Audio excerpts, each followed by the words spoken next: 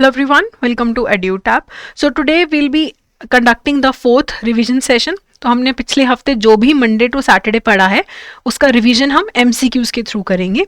So let's start with the first question. In a dash enterprise, the investment in plant and machinery or equipment does not exceed rupees 50 crores and turnover does not exceed 250 crores. तो इसमें पूछा है कि ऐसा कौन सा enterprise है जहां पे प्लांट एंड मशीनरी में इन्वेस्टमेंट जो है वो 50 करोड़ से ज़्यादा की नहीं होती है और टर्नओवर 250 करोड़ से ज़्यादा का नहीं होता है. तो ऐसा एंटरप्राइज कौन सा होता है? Medium enterprise.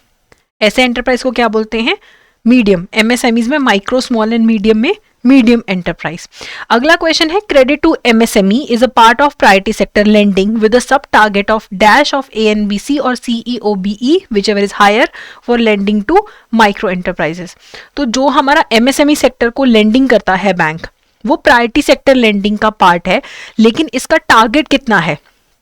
वैसे प्रायोरिटी सेक्टर का लेंडिंग ओवरऑल टारगेट कितना होता है? 40% होता है कमर्शियल बैंक्स का, लेकिन यहाँ पे सिर्फ एमएसएमई सेक्टर के लिए टारगेट कितना है? 7.5%. अगला क्वेश्चन है, where MSME supplier and buyer have no arrangement for the period during which payments are to be made, the payments have to be made within a period of dash days from the date of delivery of goods and services. देखो वैसे तो जो MSME supplier और buyers हैं उनका payment 45 days के अंदर अंदर निपट जाना चाहिए. अगर आपने किसी एमएसएमई वाले से सप्लाई लिया है, बाय किया है, तो आपको 45 डेज में पेमेंट करना है. लेकिन अगर कोई आपस में अग्रीमेंट नहीं है बायर सप्लायर का पेमेंट को लेके, तो payment 15 days from the date of delivery of goods and services के अंदर अंदर पेमेंट हो जानी चाहिए. ठीक है. अगला क्वेश्चन है, which of the following statement is correct regarding performance and credit rating scheme? SIDBI is the nodal agency for implementation of the scheme through impaneled agencies. ये वाला स्टेटमेंट गलत है. Performance and credit rating scheme जो है उसके अंदर nodal agency SIDBI नहीं है. तो आप मुझे इसका आंसर बताइए कि performance and credit rating scheme के अंदर नोडल एजेंसी कौन सी है? सिडबी नहीं है, ये बिल्कुल सही है.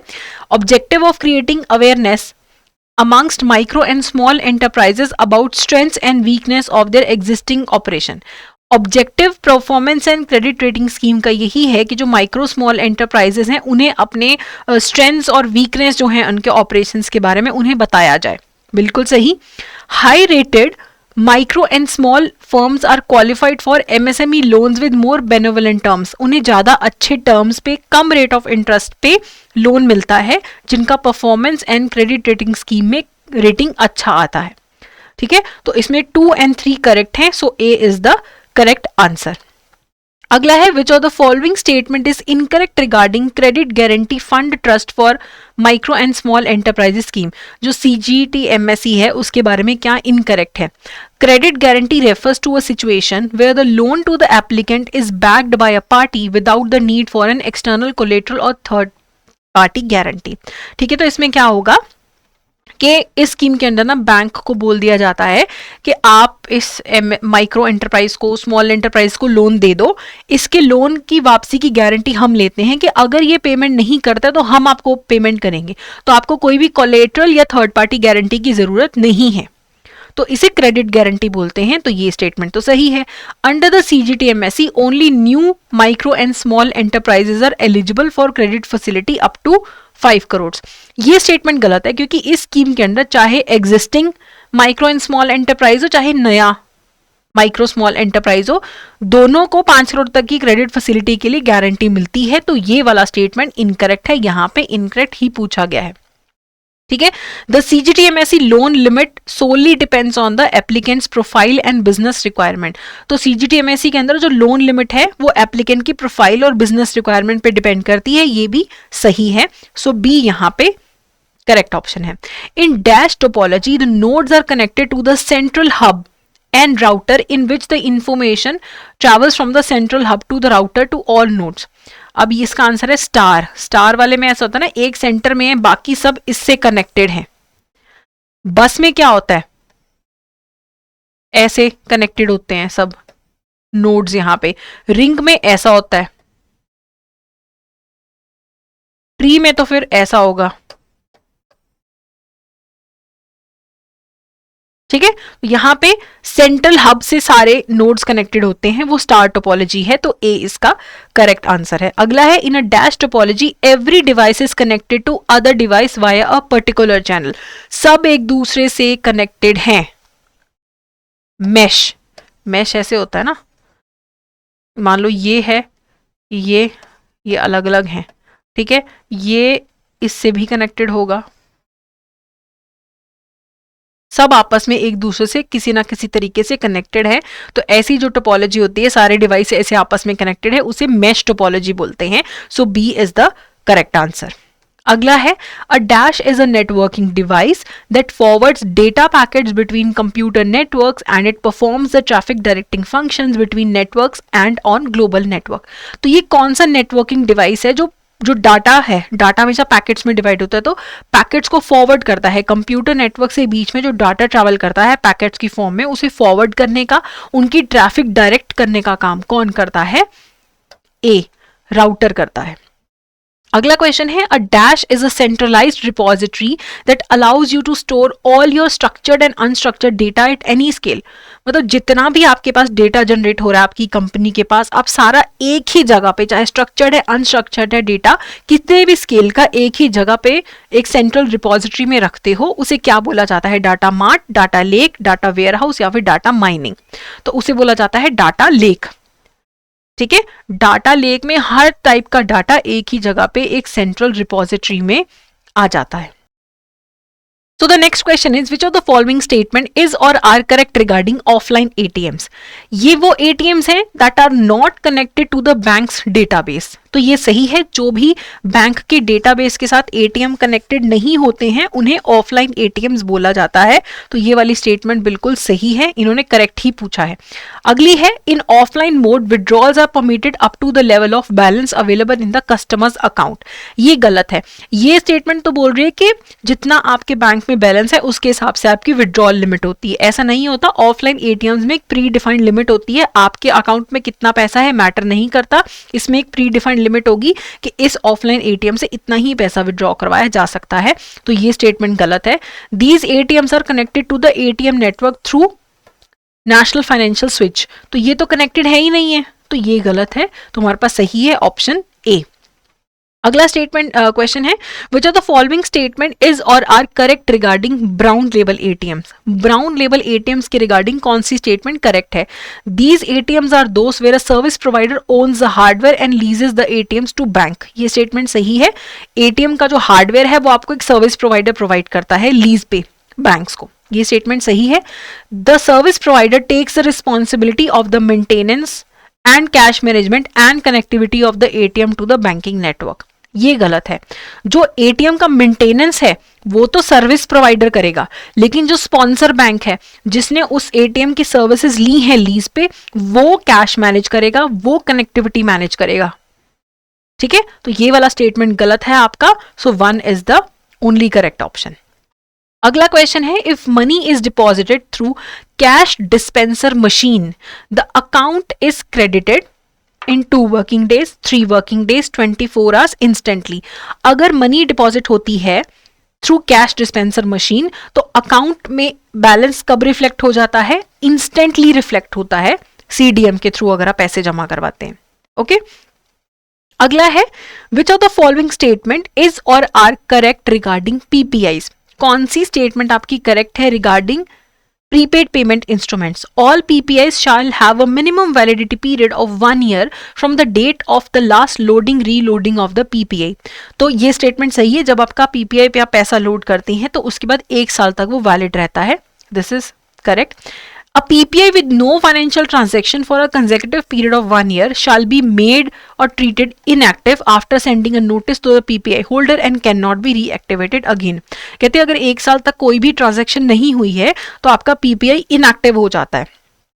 ठीक है, और फिर उसके बाद आपको नोटिस बता दिया जाता है कि आपका अकाउंट इनएक्टिव किया जा रहा है और उसे रीएक्टिवेट नहीं किया जा सकता। ये वाला पार्ट गलत है, रीएक्टिवेट किया जा सकता है फॉर्मेलिटीज कंप्लीट करने के बाद। तो ये वाली स्टेटमेंट गलत है, तो करेक्ट इज 1 ओनली। अगला क्वेश्चन है which of the following statements is or are correct regarding gift PPIs. Maximum value of each prepaid gift instrument shall not exceed 10,000. ये सही है. गिफ्ट जो पीपीआई होता है उसमें मैक्सिमम वैल्यू कितनी होती है? 10,000 की. दे आर रीलोडेबल, ये गलत है. They are not reloadable. The funds cannot be transferred back to the source account from where gift PPI was loaded. अगर आपने गिफ्ट PPI में पैसा डाला है और वो PPI नहीं यूज हो, आप दोबारा पैसा अपने अकाउंट में डाल सकते हैं, कोई रिस्ट्रिक्शन नहीं है. तो ये भी गलत है. तो आपके पास करेक्ट क्या रह जाता है? 1 ओनली. अगला क्वेश्चन है dash consist of 2 insulated copper wires. It is widely used in place of parallel wires to minimize the risk of crosstalk. These are useful for connecting terminals to computers up to a distance of 150 meters. ये इसमें 2 insulated copper wires होती हैं. ठीक है. अगर आप parallel wires रखोगे तो कहते वो ये सही नहीं रहता. ठीक है. तो it is used in place of parallel wires ताकि क्रॉस टॉक ना हो, डाटा आपस में मिक्सअप ना हो. तो इसलिए ये वाली वायर्स यूज की जाती हैं. अगर आपको टर्मिनल्स आपस में कनेक्ट करने हैं, कंप्यूटर्स 150 मीटर तक की दूरी पे पड़े हैं, तो इन वायर्स के थ्रू कनेक्ट किया जा सकता है. तो इन्हें बोला जाता है ट्विस्टेड पेयर. ट्विस्टेड पेयर की जो केबल्स होती हैं उनमें 2 इंसुलेटेड क्रॉस टॉक अवॉइड करने के लिए कॉपर वायर्स होती हैं. अगला है what was the primary purpose of introducing MICR magnetic ink character recognition technology. क्यों लेके आए थे हम? ईमेल कम्युनिकेशन के लिए? नहीं. क्रेडिट कार्ड सिक्योरिटी इंप्रूव करने के लिए? नहीं. Streamlining and facilitating the processing of cheques and other bank related documents. ये सही है. MICR से चेक याद आता है ना आपको, तो ये सही है. रियल टाइम स्टॉक ट्रेडिंग वगैरह उससे रिलेटेड नहीं है. तो C is the correct answer. ठीक है. चलिए अगला देखते हैं. What is the legal framework under which IFTAS यानी कि Indian financial technology and allied services a wholly owned subsidiary of RBI was established. तो जो हमारा Indian financial technology and allied services जो कि RBI का एक सब्सिडरी है, उसे किस एक्ट के अंदर एस्टैब्लिश किया गया है? Companies act, reserve bank of India act, banking regulation act, SEBI. तो इसे एस्टैब्लिश किया गया है अंडर द कंपनीज एक्ट 2013. अगला है following are some of the features given about what under this settlement of transfer of funds occur on real time basis पे पैसा transfer होता है. मिनिमम ट्रांजैक्शन वैल्यू 2 लाख की होती है और ये 24/7 पूरा साल अवेलेबल रहता है. तो किसकी बात कर रहे हैं? रियल टाइम से ही समझ जाओ. रियल टाइम ग्रॉस सेटलमेंट या फिर RTGS भी लिखा हो सकता है पेपर में. ठीक है. तो जो बड़े अमाउंट की ट्रांजैक्शंस होती हैं उनके लिए RTGS यूज किया जाता है क्योंकि मिनिमम ही 2 लाख की ट्रांजैक्शन हो रही है. तो यहां पे ये आंसर बी है. अगला क्वेश्चन है which of the following statement is or are correct regarding national electronic toll collection. It was developed by NPCI. बिल्कुल सही. नेशनल जो आजकल फास्टैग्स के थ्रू आप निकलते हैं, फास्टैग आपका वो रीड कर लेता है और उसके बाद आपको खड़े होके कैश पैसा नहीं देना पड़ता. तो वो नेशनल इलेक्ट्रॉनिक टोल कलेक्शन के अंदर है जिसे डेवलप किया है NPCI ने. It can be use for personal money transfer. Personal money transfer के लिए इसे नहीं यूज किया जा सकता. तो ये गलत है. It enables a customer to use their FASTag as payment mode on any of the toll plazas irrespective of who has acquired the toll plaza. Toll plaza किसी के पास भी रहे लेकिन फास्टैग के थ्रू पेमेंट हो सकती है. तो ये सही है. तो करेक्ट आंसर इज 1 and 3. अगला क्वेश्चन है which option is incorrect in the context of cheque truncation system. CTS के रिगार्डिंग कौन सा स्टेटमेंट इनकरेक्ट है? It is an electronic image of paper cheque. Cheque truncation का मतलब ही यही होता है उसको इलेक्ट्रॉनिक इमेज में कन्वर्ट करना. Only the banks involved and the clearing house can truncate the cheque. बिल्कुल सही. मैं अगर चेक इशू कर रही हूँ या मैं किसी को चेक दे रही हूँ, वो उसकी पिक्चर क्लिक करके नहीं बैंक को भेज सकते कि पेमेंट क्लियर करवा दो. बैंक और क्लियरिंग हाउस इन्वॉल्व ही ट्रंकेशन कर सकते हैं. ये भी सही है. Truncation is to be done only during the course of clearing cycle. बिल्कुल सही. In India it was introduced by ministry of finance. Ministry of finance क्यों आएगी? RBI इन्वॉल्व है ना इसके अंदर. तो ठीक है. तो ये वाला स्टेटमेंट गलत है. तो D is the correct answer क्योंकि इनकरेक्ट पूछा है. अगला क्वेश्चन है which of the following statement is or are correct. कौन सी स्टेटमेंट करेक्ट है? Mobile money identifier is a unique 6-digit number issued by banks to customers who use mobile banking services. तो MMD number तो banks issue करते हैं लेकिन वो 7-digit number होता है. जो मोबाइल मनी आइडेंटिफायर नंबर आपको बैंक देता है मोबाइल बैंकिंग सर्विसेज यूज करने के लिए, वो 7 डिजिट का होता है। ठीक है। MMID is used for inter bank fund transfer while performing transaction through mobile banking. तो मोबाइल बैंकिंग MMID नंबर के थ्रू हो जाती है। एक बैंक से दूसरे बैंक पैसे ट्रांसफर करने, सारा अकाउंट इन्फॉर्मेशन वगैरह डालने की जरूरत नहीं पड़ती है आपको। You can link your bank account to only one single MMID code. ये बिल्कुल सही है, आपका जो बैंक अकाउंट है वो एक ही MMID कोड से कनेक्ट होता है, ये बिल्कुल सही। The first 4 digits of this code is the unique identification number of the bank from where the customer has got their IMPS service. तो जो आपका MMID 7 डिजिट कोड होता है ना, उसमें पहले 4 डिजिट आपके बैंक के होते हैं, तो आप आइडेंटिफाई कर पाते हो MMID नंबर देके कि कौन से बैंक का है। तो ये भी बिल्कुल सही है। गलत हमारे पास कौन सा था? 1 था, तो 2, 3, 4 सही है। B is the correct answer. अगला क्वेश्चन देखते हैं, which of the following best describes a key feature of UPI 2.0 with one time mandate and block functionality. ये हमने लेक्चर में किया था कि मैंडेट एंड ब्लॉक फंक्शनैलिटी जो UPI 2.0 में आई है वो किस लिए होती है। वो मैंने आपको एग्जांपल दी थी कि अगर हम ऊबर में कहीं जा रहे हैं तो मैं क्या करूंगी, पहले ही अपना UPI यूज करके पेमेंट ऑथराइज कर दूंगी कि जैसे ही मेरी राइड खत्म होती है पेमेंट ट्रांसफर हो जाए। ठीक है, पहले ही इतने फंड्स ब्लॉक करके रख दिए जाते हैं। तो consumers can pre authorise a transaction and block funds for later debit during service usage. ठीक है, तो पहले ही आप ऑथराइज कर रहे हो। कई बार आपने देखा होगा, आप ना UPI वगैरह का पेमेंट मेथड जब आप ऊबर में यूज करते हैं तो वो उसमें बोलते थे इनसफिशिएंट बैलेंस। आपकी राइड चाहे 200 रुपए की होती है और आपके चाहे पैसे पड़े 250, तो भी इनसफिशिएंट बोलते हैं, क्योंकि वो थोड़ा एक्स्ट्रा भी रखते हैं कि कहीं आप आगे चले गए, कोई इशू हुआ तो इतना मिनिमम पेमेंट वो ब्लॉक करते हैं आपका ऊबर वाले। तो UPI 2.0 में आप प्री ऑथराइज कर सकते हो कि जैसे ही मेरी ऊबर राइड खत्म हुई ये पैसे कट जाएंगे और मेरे इतना ब्लॉक हो जाएंगे फंड्स पहले कि ये तो ऊबर के लिए है पैसा। तो C is the correct option. अगला है, choose the accounts that are permissible in the latest version of 2.0 UPI। UPI 2.0 के अंदर एक नया फीचर यूज किया गया है कि जब आप UPI के साथ जो अंडरलाइंग अकाउंट कनेक्ट करते हैं, पहले सिर्फ सेविंग्स और करंट अकाउंट अलाउड होता था, अब ओवरड्राफ्ट अकाउंट भी आप UPI 2.0 के साथ अटैच कर सकते हो। तो all of the above answer है इसका। तो आपकी जो पेमेंट कटेगी UPI के थ्रू जब आप पेमेंट करते हो तो ओवरड्राफ्ट अकाउंट भी अंडरलाइंग अकाउंट हो सकता है। तो तीनों ही हो सकते हैं, सेविंग्स, करंट एंड ओवरड्राफ्ट। अगला क्वेश्चन है, consider the following statements in the context of भीम। भारत इंटरफेस फॉर मनी के रिगार्डिंग कौन सा स्टेटमेंट आपका सही है। A user can send up to ₹1 lakh per transaction and a maximum of ₹1 lakh per day from one bank account. ये बिल्कुल सही है, पर ट्रांजेक्शन भी 1 लाख, पर बैंक अकाउंट भी एक दिन में 1 लाख रुपया UPI भीम के थ्रू ट्रांसफर हो सकता है। Using the Bhim app applications for any IPO can be made. अगर आप IPO के लिए अप्लाई करना चाहते हैं तो भीम ऐप से अप्लाई कर सकते हैं। जब सबसे पहले कंपनी अपने शेयर्स इशू करती है उसे बोलते हैं इनिशियल पब्लिक ऑफर। उसके बाद तो वो लिस्ट हो जाते हैं, उसके बाद तो वो एक से दूसरे पे सेल होते हैं ना। कंपनी पहली बार ही सेल करती है IPO के थ्रू, तो भीम ऐप के थ्रू IPO के लिए भी अप्लाई कर सकते हैं। At present the app is available in only English and Hindi. ये गलत है, भीम की तो एड में भी आता है कि मल्टी लैंग्वेजेस हैं, तो लगभग 20 लैंग्वेजेस में भीम ऐप अवेलेबल है। जब आप लॉग इन करते हो तो उसमें आपको लैंग्वेज के ऑप्शंस आते हैं, तो 20 के अराउंड लैंग्वेजेस हैं, तो ये गलत है। तो 1 और 2 इसके अंदर सही है, और यहाँ पे करेक्ट क्या होगा, 1 और 2। ठीक है, यहाँ पे करेक्ट आना चाहिए, करेक्ट इज 1 और 2। अगला है, who is responsible for setting business standards, rules and procedures for technical and business requirements for all participants rooted through Bharat bill payment system.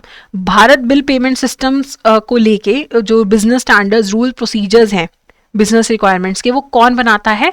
Bharat bill payment corporation of India, BBPCOU बनाता है। ठीक है, who is responsible for setting business standards, rules and procedures for technical and business requirements. सारे participant जो है BBPS के अंदर, वो कौन बनाता है उनके लिए रूल्स एंड स्टैंडर्ड्स? BBPCU।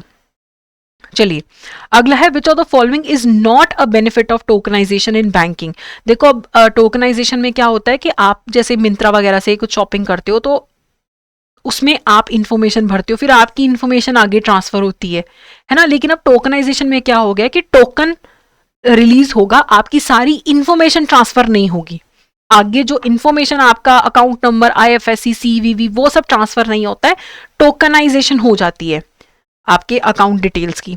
तो इससे सिक्योरिटी भी बढ़ती है, फ्रॉड का रिस्क कम होता है, कस्टमर एक्सपीरियंस भी इंप्रूव होता है, कॉस्ट नहीं बढ़ती है। टोकनाइजेशन से कोई कॉस्ट नहीं बढ़ रही है आपको, तो D is the correct answer. ठीक है, चलिए select the incorrect option in context of Pradhan Mantri Jan Dhan Yojana. Incorrect इनमें से कौन सी है? It is a scheme launch to ensure the financial inclusion of every individual who does not have a bank account in India. बिल्कुल सही, फाइनेंशियली इंक्लूड करना है, जिनके बैंक अकाउंट नहीं है उनको, ये सही है। An individual who does not have a bank account can open a basic savings deposit account, correct. Account holders को रुपे कार्ड मिलता है, सही। मिनिमम बैलेंस 1000 रुपए होना चाहिए, गलत। जनधन योजना वाले अकाउंट्स में मिनिमम बैलेंस की कोई भी रिक्वायरमेंट नहीं है, तो डी यहां पे करेक्ट आंसर है। अगला क्वेश्चन है, under the Pradhan Mantri Jan Dhan Yojana an overdraft facility of up to ₹- is available to qualifying account holders. तो प्रधानमंत्री जनधन योजना के अंदर ओवरड्राफ्ट फैसिलिटी जो मिलती है, अगर आपका अकाउंट 6 महीने लगातार अच्छे से चलता है तो आपको 10,000 तक की ओवरड्राफ्ट फैसिलिटी दी जाती है। ओके, अगला क्वेश्चन है, which of the following statement is or are correct regarding EASE? It stands for enhanced access and service excellence programme, बिल्कुल सही। It stresses on data analytics, automation and digitisation to foster new age reforms in public and private sector banks to improve profitability, asset quality, customer service and digital capabilities.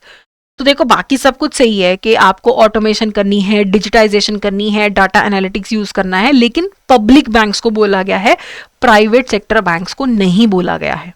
तो यहां पे correct क्या है? 1 only.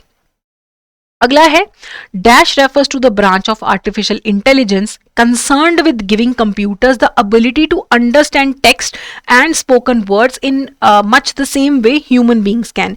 जैसे हम बोली हुई भाषा समझ पाते हैं, वैसे कंप्यूटर समझ पा रहे हैं। Through how? आर्टिफिशियल इंटेलिजेंस का क्या पार्ट है? वो है नेचुरल लैंग्वेज प्रोसेसिंग। अगर आर्टिफिशियल इंटेलिजेंस के थ्रू कंप्यूटर हमारी बोली हुई लिखी हुई भाषा समझ पा रहा है, वो NLP के थ्रू है। अगर वो हमारे जैसे बोल पा रहा है, लिख पा रहा है, वो नेचुरल लैंग्वेज जनरेशन के थ्रू होता है। तो यहां पे करेक्ट आंसर है A. Google now, Apple Siri, Microsoft Cortana are examples of chatbot, video bot, computer vision या फिर नन ऑफ दी अबव। तो ये एग्जाम्पल है चैटबॉट का। तो गूगल नाउ, एप्पल सीरी, ये सब भी चैटबॉट्स हैं। चलिए, dash is N interactive experience that combines the real world and computer generated content. It is N interactive experience जो रियल वर्ल्ड को और डिजिटल कंटेंट को कंबाइन करता है, तो वो है ऑगमेंटेड रियलिटी, AR। ओके, अगला क्वेश्चन है, which of the following statements regarding ransomware is or are correct? Ransomware एक तरीके का मालवेयर है जिसमें एक पर्सन विक्टिम की इंफॉर्मेशन को होल्ड करता है रैंसम पे कि तुम मुझे पैसा दो तब मैं तुम्हें इंफॉर्मेशन तुम्हारी रिलीज करूंगा, सही। अ यूजर और organisation's critical data is encrypted so that they can not access. तो कई बार आपके डेटा को इनक्रिप्ट कर दिया जाता है कि मैं तुम्हें इनक्रिप्शन के लिए, डीक्रिप्ट करने के लिए की तभी दूंगा जब तुम मुझे पैसे दोगे। तो ये भी स्टेटमेंट बिल्कुल सही है। तो बोथ 1 और 2 इसका करेक्ट आंसर है। अगला क्वेश्चन है, fishing attempts directed at specific individuals और कंपनीज, उसे क्या बोलते हैं? जब आप फिशिंग अटेम्प्ट करते हो लेकिन किसी स्पेसिफिक इंडिविजुअल या कंपनी पे करते हो, उसे स्पीयर फिशिंग बोला जाता है। B is the correct answer. अगला है, dash is an attack that uses fake mobile text messages to trick people into downloading malware, sharing sensitive information or sending money to cyber criminals. आप किसी को fake mobile text message भेजते हो और उन्हें trick करते हो कि वो आपकी कोई गलत मालवेयर या कोई इंफॉर्मेशन आपके साथ शेयर कर दें। तो इस किस में होता है? स्मिशिंग में। फिशिंग और SMS को मिक्स करके आता है स्मिशिंग। ठीक है, तो B is the correct answer. Dash refers to an act of registering or using a domain name to profit from a trademark, corporate name or personal name of an individual. आप अपने website का नाम इतना similar रख देते हो किसी और ऑर्गेनाइजेशन के नाम से जो मशहूर है, ताकि लोग धोखा खा जाएं। जैसे मैंने बताया था, आपने अपनी कंपनी का नाम रख दिया Amazon, अपने वेब पेज का नाम Amazon लग दिया ताकि लोगों को लगे Amazon पे आए हैं। गूगल की जगह गॉगल नाम रख दिया, ठीक है, स्टारबक्स की जगह स्टारबिक्स रख दिया। आप किसी और के नाम का फायदा उठाने के लिए खुद का नाम ऐसा रजिस्टर कर देती हैं, डोमेन नेम वगैरह, उसे बोला जाता है साइबर स्क्वाटिंग। चलिए अगला है dash is the process of detecting vulnerabilities in an application system or organisation infrastructure that an attacker can use to exploit an individual or organisation. ठीक है, is a process of detecting vulnerabilities, ये आप एक process use करते हो ताकि आप अपने एप्लीकेशन या सिस्टम में वल्नरेबिलिटी डिटेक्ट कर पाओ, ठीक है, या किसी इंफ्रास्ट्रक्चर में वल्नरेबिलिटी डिटेक्ट कर पाओ जो कोई अटैकर भी यूज कर सकता है। इसे एथिकल हैकिंग बोलते हैं। हैकिंग में क्या होता है कि आप बिना सामने वाली की इंफॉर्मेशन के आप उसके अकाउंट में हैक करके उसका डेटा चोरी कर लेते हो, लेकिन कई बार कंपनीज एथिकल हैकिंग भी करवाती है, एथिकल हैकर्स हायर करती ताकि एथिकल हायर्स चेक कर सकें कि कैसे हैक किया जा सकता है, क्या हमारी दिक्कतें हैं, ताकि फिर वो एथिकल हैकर ही बता दे कि ये दिक्कतें हैं, तुम इसे ठीक कर लो। तो इसका आंसर बी है। ठीक है, चलिए अगला है dash is the study and process of analysing and decrypting ciphers codes and encrypted text without using the की।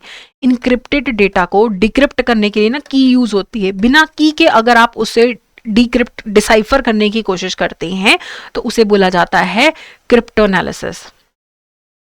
ठीक है, आगे है which of the following statement is or are correct. Cryptocurrencies use blockchain and decentralise ledger. ये तो रट्टा मार लो कि क्रिप्टो करेंसीज ब्लॉकचेन और डिसेंट्रलाइज लेजर यूज करती हैं, बिल्कुल सही। While digital currencies are centralised and a group of people regulate the state of the transactions, cryptocurrencies are decentralised, बिल्कुल सही। ठीक है, digital currencies are partially anonymous protecting the identity. Digital currencies नहीं, जो हमारी क्रिप्टो करेंसीज होती हैं they are partially anonymous and they protect the identity. ठीक है, तो ये गलत है, तो 1 और 2 इसके अंदर करेक्ट ऑप्शन है। अगला स्टेटमेंट है dash are the stable long lasting beliefs about what is important to someone, they are qualities one chooses to embody to guides one actions and conduct. हमें क्या लगता है, ठीक है, कि ये इंपॉर्टेंट है, ये मेरे लिए नहीं इंपॉर्टेंट है, ये होता है वैल्यूज, कि हम किस चीज को इंपॉर्टेंट मानते हैं, क्या सही है क्या गलत है, वैल्यूज होता है वो। ठीक है, अगला consider the following statement regarding theory of trusteeship. Theory of trusteeship क्या लाल बहादुर शास्त्री ने दी थी? नहीं, वो दी थी गांधी जी ने। गलत। It stipulates that the rich should consider their property as what God trusted them with, कि आप मानते हो कि अगर कोई अमीर है तो उसके पास जो एक्स्ट्रा पैसा है जरूरत से ज्यादा, वो भगवान ने उसको गरीबों की मदद के लिए दिया है, तो ये बिल्कुल सही है, तो 2 only is the correct option. अगला, which of the following statement is correct regarding Gandhi's theory of trusteeship.